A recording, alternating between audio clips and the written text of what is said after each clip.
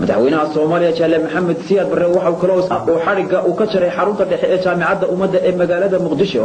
oo xaruntaasina ay tahay mid casri ah taasi oo ay isugu yimaadeen xaruntaasi qaybaha kala duwan ee kulliyadaha jaamacadda ummadda gaar ahaan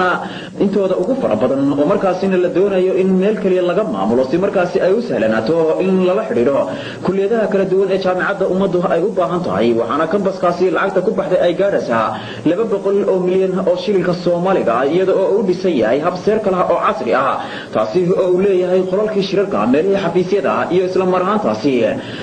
qolalkii kale ee lagu koriyay iyadana fasalada ardaydu ay wax ku baranayso ee kulliyadaha kala duwan ee cilmiga ee dalkeena iyo kuwa kale ee artiska ama edebka ah ee dalkeena qaarkood madaxweynaha Soomaaliya Jaalle Maxamed Siyaad Barre waxa meel kasta oo markaas xariga uu ka jarayba si fiican ugu soo dhaweynayay mas'uuliyiinta goobahaas iyo madax sare oo ka tirsan xisbiga iyo dawladda iyo dadweynaha ku dhaqan gobolka Banaadir gaar ahaan xaafadaha u dhow mashruuc kastaba marka la furayo xaafadaha iyagu u dhow ee la jaarka ah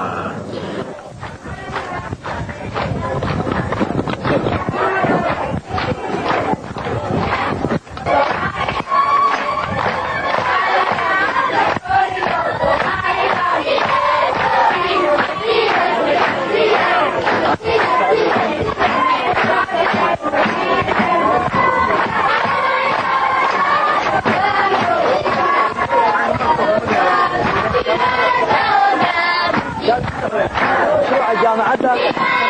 oo kamida mashaariicda kubxaadka u ah howlqabadkii kacaanka 21 Oktoobar 1969 waxa uu ku fulay iyo mintidka gaar ahaaneed ee farsamo yaqaanka iyo shaqaalaha Soomaaliyeed taasoo cadeynaysa markii niyad wadaninimo jidho oo midaysan la hirgelin karo mashaariicda mararka qaarkood shakiga dadka qaarkii galiya inay fulayaan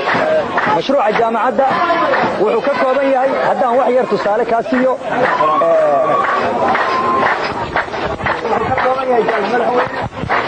غير اسمه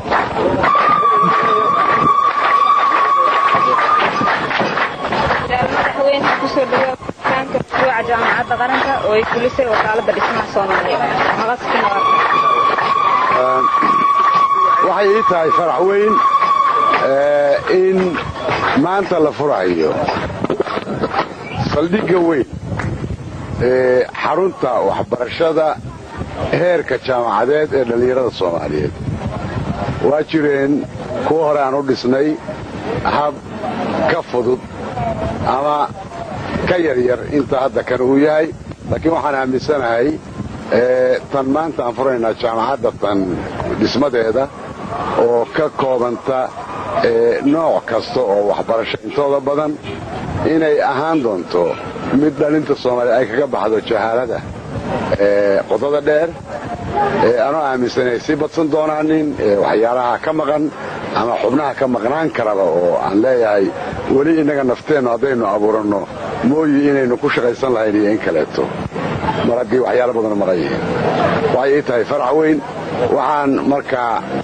mahad u celinayaa qolooyinkii nagala qayb galay riyadii goor 8 sano laga joogo aan bilownay in jaamacad aan leenahay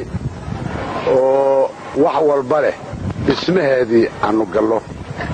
oo ah suuqa reer Yurub isla markaasna qolooyinka muxuu ahaa Sacuudi Carabiya iyada nafteedu ay qayb nagala qaadatay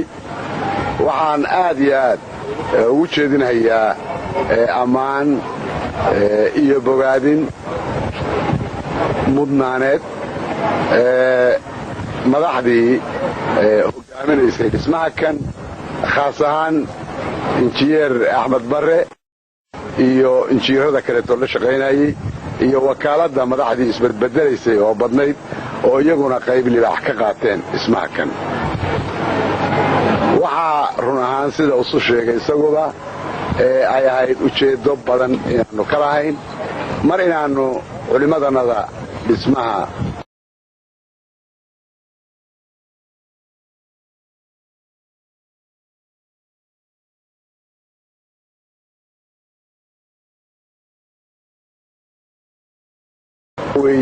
gunaanadkii waxyaalo yar ka dhiman yihiin gunaanadkii intii faraha badneed